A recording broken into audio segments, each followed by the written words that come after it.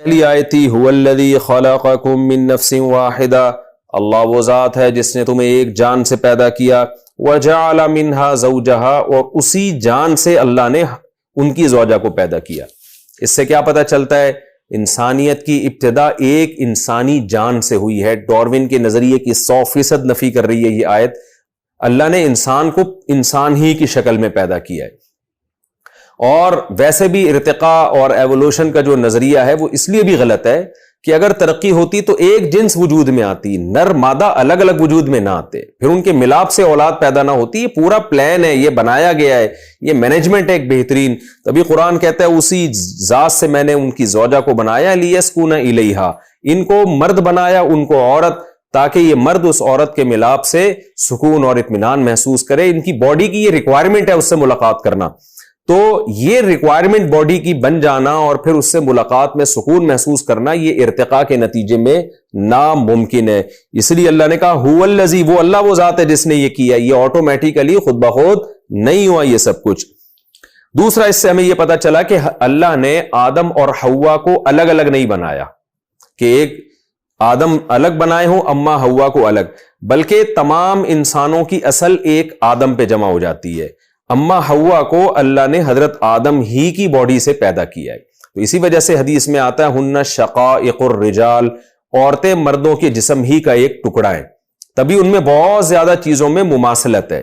جنس ایک ہے، اس لحاظ سے دونوں کی جنس ایک ہے کہ ڈی این اے آپ کہہ سکتے ہیں کہ ایک ہے، یعنی اسی باڈی سے بنایا اللہ نے، اسی سیل سے بنایا اللہ تعالیٰ نے عورت کو۔ اس لیے اس میں بہت ساری صفات مردوں والی ہیں، ان کو بھی بھوک لگتی ہے، ان کو بھی خواہشات ہیں، مردوں کو بھی خواہشات ہیں، تو بہت ساری چیزیں دونوں کی سیم ہیں۔ اسی وجہ سے قرآن نے حقوق بھی دونوں کے سیم بیان کیے۔ حقوق سیم بیان کرنے کا مطلب یہ کہ دونوں کے حقوق کی تاکید ایک جیسی ہے کہ اگر مرد عورت پہ ظلم کرے گا تو اس کو بھی اتنا ہی گناہ ملے گا جتنا عورت کے مرد پہ ظلم کرنے سے۔ جو انسانی حقوق ہیں جن کا ہیومن رائٹ سے تعلق ہے وہ قرآن نے مرد اور عورت دونوں کے لیے سیم رکھے ہیں۔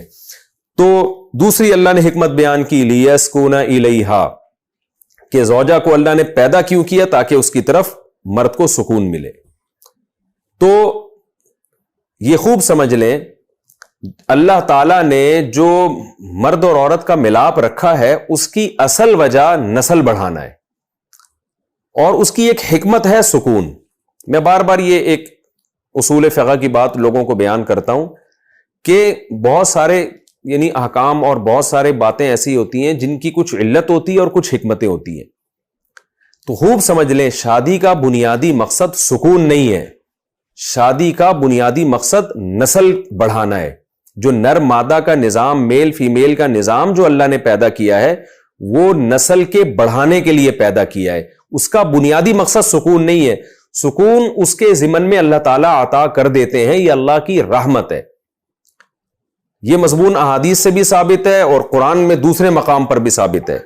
تو اس کی میں پہلے ایک مثال سے سمجھاتا ہوں۔ جیسے حضرت عمر رضی اللہ تعالی عنہ سے مروی ہے سوداء ولود احب الی اللہ من الحسناء التي لا تلد، وہ کالی عورت جو بچے جنتی ہو اس سے نکاح کرنا اللہ کو زیادہ محبوب ہے اس عورت سے جس کی اولاد نہ ہوتی ہو، چاہے وہ حسین ہو۔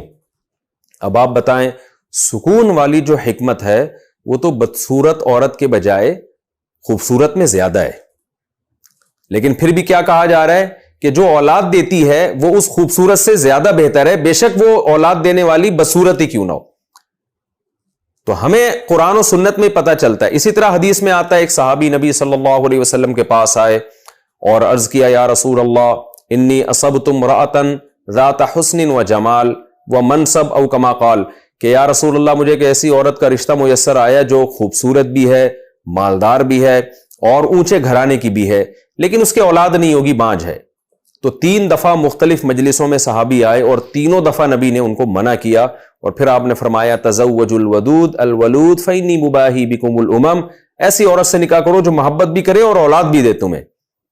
تو اس سے ہمیں پتہ چلتا ہے کہ اگر ایک عورت ایسی ہے جس میں نکاح میں آپ کو سکون زیادہ ملے گا اس کے حسن و جمال کی وجہ سے، اور ایک عورت ایسی ہے جو اولاد آپ کو زیادہ دے گی، تو پھر اسلام اولاد کو ترجیح دیتا ہے اور اس کی خوبصورتی کو دوسرے نمبر پہ رکھتا ہے، اس کو اپریشیٹ نہیں کرتا۔ تو ان احادیث سے ہمیں پتہ چلتا ہے۔ اسی طرح قرآن میں ایک اور مقام پر ہے اسی طرح قرآن میں آتا ہے نساؤکم حرث لکم، اللہ نے عورت کو کھیت سے تعبیر کیا، کھیت پیداوار کے بڑھانے کا ذریعہ بنتا ہے، تو کھیت اس معنی میں کہ یہ تمہیں نسل دے گی، یہ یاد رکھیں کھیت توہین کے معنی میں نہیں ہے، لوگ اس آیت کا ترجمہ اس طرح کرتے ہیں کہ اس میں عورت کی ایک توہین کا عنصر نکل رہا ہوتا ہے، تو یہاں مطلب یہ ہے کہ یہ ایک زمین جیسے تمہیں پیداوار دیتی ہے آلو پیاز ٹماٹر کی شکل میں، تو عورت تمہیں پیداوار دے گی، علماء صلحاء اور انسانوں کی شکل میں جو ملک کے لیے کام آئیں گے، انسانیت کے لیے کام آئیں گے، تو اس معنی میں اس کو کھیت سے تعبیر کیا ہے۔ تو قرآن میں بھی اللہ نے زوجہ کو جو اصل جو بیوی کا مقصد قرار دیا ہے وہ ہے اولاد۔ یہ جو قرآن کہہ رہا ہے لیسکن الیہا، اس کو کہتے ہیں لام عاقبت۔ اس کا مطلب یہ ہوتا ہے کہ اللہ نے بیوی کو بنایا جس کا نتیجہ یہ نکلتا ہے کہ تمہیں اس سے سکون حاصل ہوتا ہے، تو رزلٹ اس کا یقیناً سکون کی صورت میں ہوگا، لیکن نکاح کا بنیادی مقصد سکون نہیں ہے۔ فطرت اور نیچر نے جو مرد اور عورت کا ملاپ رکھا ہے اس کا بنیادی مقصد نسل بڑھانا ہے۔ یہ بار بار میں اس لیے ریپیٹ کر رہا ہوں کہ آج نکاح کی بیس ہی اولاد رہی نہیں ہے، صرف خواہش پوری کرنا رہ گیا ہے۔ یعنی اگر کیونکہ لوگ ہم سے کہہ رہے ہوتے ہیں ہمیں دوسری شادی کے لیے ایسی لڑکی چاہیے جس کی اولاد نہ ہوتی ہو، تو یہ بالکل آپ شریعت کے منشا کے خلاف چل رہے ہیں، لیکن نکاح کی تو مسئلہ ہی ہے کہ آپ کی نسل بڑھے۔ تو وجہ کیا ہے؟ فیملی پلاننگ نے اتنا، فیملی پلاننگ والوں نے ایسا دماغ خراب کر دیا کہ نیچر ہی کو الٹ کے رکھ دیا انہوں نے۔ تو اس لیے خوب سمجھ لیں کہ اگر کوئی حسین عورت ہے لیکن آپ کو پتہ ہے اس سے اولاد نہیں ہوگی، اس کے مقابلے میں کوئی بصورت ہے جس سے آپ کو پتہ ہے کہ اولاد ہوگی، تو اسلام آپ کو ترغیب دیتا ہے کہ آپ اس بصورت سے کر لیں، کیونکہ اولاد کی حکمت باقی تمام حکمتوں میں سب سے پہلے۔ ہاں یہ ضرور ہے کہ اگر آپ نے شادی کر لی اور آپ کی زوجہ کے اولاد نہیں ہو رہی کسی وجہ سے، تو اس کو طعنے دینا، یہ طلاق دینا بہرحال پسندیدہ کام نہیں ہے، وہ پھر تقدیر کا حصہ سمجھ کے اس پہ صبر کیا جائے۔ میں تو صرف یہ بتانا چاہ رہا ہوں کہ نکاح کا بنیادی مقصد وہ اولاد ہے۔ سکون ایک ضمنی چیز ہے جس کا قرآن نے یہاں تذکرہ کیا، جیسے قرآن میں ایک اور مقام پر آتا ہے جعل لکم من انفسکم ازواجا وجعل بینکم مودۃ ورحمہ، اللہ نے تمہاری جنس کے جوڑے پیدا کیے اور تمہارے درمیان بے پناہ محبت رکھ دی ہے۔ تو یہ اللہ کی طرف سے نکاح کرنے والوں کو پر کچھ احسانات کیے جا رہے ہیں کہ صرف اولاد نہیں ملتی بلکہ محبت بھی ملتی ہے، تمہاری جائز خواہش بھی پوری ہوتی ہے، تم زنا سے بھی بچتے ہو، تمہارا خاندان آباد ہوتا ہے، یہ ساری مصلحتیں حاصل ہوتی ہیں، جن میں سے ایک مصلحت کا اللہ نے یہاں پر تذکرہ کیا لیسکن الیہا۔ یہ اس لیے بھی میں نے پوری ڈیٹیل بیان کی ہے کہ اگر آپ کو اپنی زوجہ سے محبت نہیں اور سکون نہیں مل رہا، تو اگر اولاد دے رہی ہے اور اس اولاد کی تربیت کر رہی ہے تو آپ اس کو برداشت کریں، کیونکہ اس آیت کو لوگ بعض دفعہ پیش کر کے طلاقیں بھی دلوا دیتے ہیں میاں بیوی میں۔ جہاں میاں بیوی میں پھڈے ہو رہے ہوتے ہیں ان کو کہتے ہیں یار نکاح کا تو بنیادی مقصد ہی سکون ہے، تمہیں سکون نہیں مل رہا۔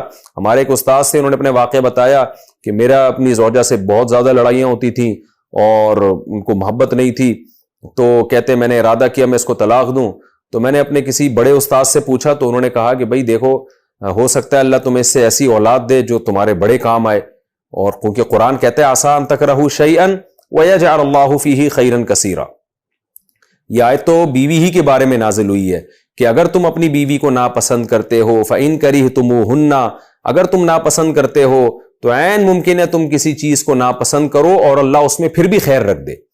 تو وہ کہتے ہیں میں نے جب یہ آیت پڑھی اپنے استاد سے، میں نے یہ آیت سنی اور میں نے سوچا تو میں نے اس عورت کو برداشت کیا بد اخلاق ہونے کے باوجود، نتیجہ یہ نکلا کہ اللہ نے بہت نیک اور صالح ان کو اولاد کی نعمت سے نوازا۔ تو وہ اپنے بچوں کو دکھا کے نا ہمیں کہا کرتے تھے کہ یہ وہ خیر کثیر ہے جو اللہ نے مجھے عطا کی ہے۔ تو یہ آیت کا لوگ غلط مفہوم پیش کرتے ہیں۔ دوبارہ میں خلاصے کے طور پہ بیان کر دیتا ہوں کہ لوگ کیا پیش کرتے ہیں، بھئی قرآن کہتا ہے اللہ نے تمہارے لیے جوڑا پیدا کیا، بیوی پیدا کی تاکہ سکون ملے، تو مجھے اس سے سکون ہی نہیں مل رہا اس کمبخت سے، اس کو چھوڑ کے میں کسی اور سے شادی کروں گا۔ تو خوب سمجھ لیں اگر یہ آپ کو اولاد دے رہی ہے، بچوں کی تربیت کر رہی ہے، تو یہ اس کو روک لینا، یہ اس کو چھوڑ دینے سے بہرحال بہتر ہے، الا یہ کہ ناقابل برداشت ہو جائے کسی کے لیے، کیونکہ نکاح کا بڑا مقصد نسل بڑھانا ہے، باقی ساری چیزیں دوسرے درجے میں۔ اس لیے میں نے اس آیت کی اتنی لمبی چوڑی آپ کے سامنے تفسیر پیش کی ہے۔ اگلا ہمیں کیا سبق ملتا ہے کہ ہمیں بعض دفعہ کوئی نعمت جب تک نہیں ملی ہوتی تو ہم اللہ کو یاد کرتے ہیں، جہاں نعمت مل جاتی ہے تو دوسروں کے کھاتے میں ڈال دیتے ہیں۔ جیسے مشرک تو یہی کر رہا ہوتا ہے کہ پہلے اللہ سے کو پکارتا ہے اور جب نعمت مل جاتی ہے تو فلاں نے کیا ہے فلاں نے کیا ہے، یہ بھی ناشکری ہے، اس کی نسبت اللہ ہی کی طرف کرنی چاہیے۔ اور تیسرے نمبر پہ شرک کی برائی، خاص طور پہ بت پرستی کی، کیسے قرآن نے دھجیاں اڑا دی ہیں مشرکین کے نظریات کی. وَلَا يَسْتَطِيعُونَ لَهُمْ نَصْرًا، یہ اپنی مدد نہیں کر سکتے، تمہاری مدد نہیں کر سکتے، اور یہ تمہاری بات کو سن نہیں سکتے ہیں. ان کے پاؤں نہیں ہیں جن سے چل سکیں، آنکھیں نہیں ہیں جن سے دیکھ سکیں، ہاتھ نہیں ہے جن سے پکڑ سکیں. تو کتنا اللہ کا بڑا فضل ہے، اللہ نے ہمیں بت پرستی سے بچایا ہے. اور قرآن یہ بھی کہتا ہے کہ خذ العفو وامر بالعرف واعرض عن الجاہلین. نبی کو حکم کیا دیا جا رہا ہے کہ جاہلوں سے اعراض کریں. تو قیامت تک کے لیے یہ مبلغین کو حکم ہے کہ آپ دلائل کے انبار لگا دیں، لیکن معاشرے میں ایسے جاہل موجود رہیں گے جو ہر دلیل کا الٹا جواب دیں گے، اور آپ کو بہت غصہ آئے گا. ان آیتوں کی صداقت دیکھنی ہو نا تو آج آپ حق کی تبلیغ شروع کر دیں. دیکھیں جو مخالف لوگ ہیں نا وہ کیسے آپ کے دلائل کے غلط جوابات دیتے ہیں، اور انسان کو ان کے غلط جوابوں پہ غصہ آ رہا ہوتا ہے. لیکن قرآن کیا کہہ رہا ہے کہ جہاں مصلحت ہو وہاں غصہ جاری کرنا ہے، جہاں مصلحت نہیں ہے تو خذ العفو اور وامر بالعرف. آپ نے اپنی تبلیغ کرنی اور جاہلوں کو منہ نہیں لگانا، ورنہ آپ کی صلاحیتیں ان جاہلوں میں ضائع ہو جائیں گی. اور پھر ایسے موقع پہ قرآن کیا کہتا ہے؟ اللہ کی پناہ مانگیں آپ شیطان مردود سے. تو ہمیں ایسے موقع پہ اعوذ باللہ بھی پڑھنا چاہیے، اللہ سے دعا بھی مانگنی چاہیے، اللہ میں جو حق بیان کر رہا ہوں تو لوگوں کی مخالفت پہ مجھے صبر کی توفیق دے. بعض دفعہ لوگ ایسی مخالفت کرتے ہیں، آپ کو غصہ دلاتے ہیں، اور غصے میں آپ کے منہ سے نازیبہ کلمات نکل جاتے ہیں، پھر لوگ اس کو پکڑ کے بیٹھ جاتے ہیں. تو اس لیے اللہ نے کہا کہ اگر شیطان تم سے کبھی کوئی ایسا کام کروا دے تو پرہیزگار لوگ توبہ کر لیتے ہیں، اور جو پرہیزگار نہیں ہے وہ گناہوں میں چلتے چلے جاتے ہیں. نبی کو یہ کہا جاتا تھا معجزے لے کر آئیں، تو قرآن نے کیا کہا؟ آپ بتا دیں بھائی میں جو مجھے حکم دیا جا رہا ہے میں اس کو فالو کر رہا ہوں. تو اس سے بھی پتہ چلتا ہے کہ جو مبلغ ہوتا ہے اس نے اللہ کی مرضی دیکھنی ہے کہ اللہ کس میں خوش ہے. تو ہم اگر حق بات بیان کر رہے ہیں، حق کے راستے کو فالو کر رہے ہیں، تو ہمیں بھی یہی سوچنا چاہیے بھائی ہم اللہ نے جو ہمارے ذمہ کام لگایا ہے ہم نے وہ ڈیوٹی پوری کرنی ہے. لوگوں کو نہیں دیکھنا لوگ کیا کہہ رہے ہیں، پبلک ہماری بات مان رہی ہے کہ نہیں مان رہی. قرآن کی فضیلت کا بھی اس میں ہمیں پتہ چلا، وَإِذَا قُرِئَ الْقُرْآنُ فَاسْتَمِعُوا لَهُ. تو اس سے پتہ چلتا ہے جب بھی نماز میں تلاوت کی جا رہی ہو، یا کوئی قرات کی محفل ہو جہاں قاری صاحب تلاوت کر رہے ہوں، یا کوئی نصیحت میں قرآن کی آیت آپ کو پڑھ کے سنا رہا ہو، تو خوب غور سے سننا چاہیے. اس میں لہو و لعب کرنا، مذاق اڑانا یا باتوں میں مشغول ہو جانا یہ بہت نازیبہ حرکت ہے. اس سے آپ کے دل میں قرآن کی ویلیو نکل جائے گی. اور وَاذْكُرْ رَبَّكَ فِي نَفْسِكَ تَضَرُّعًا وَخِيفًا، اس میں ذکر اللہ کی فضیلت معلوم ہوتی ہے. حدیث میں آتا ہے چوتھا کلمہ لا الہ الا اللہ وحدہ لا شریک لہ، اس کی فضیلت ہے. تیسرے کلمے کی فضیلت ہے. بہت ساری فضیلتیں حدیث میں، جس ذکر سے آپ کو مناسبت ہو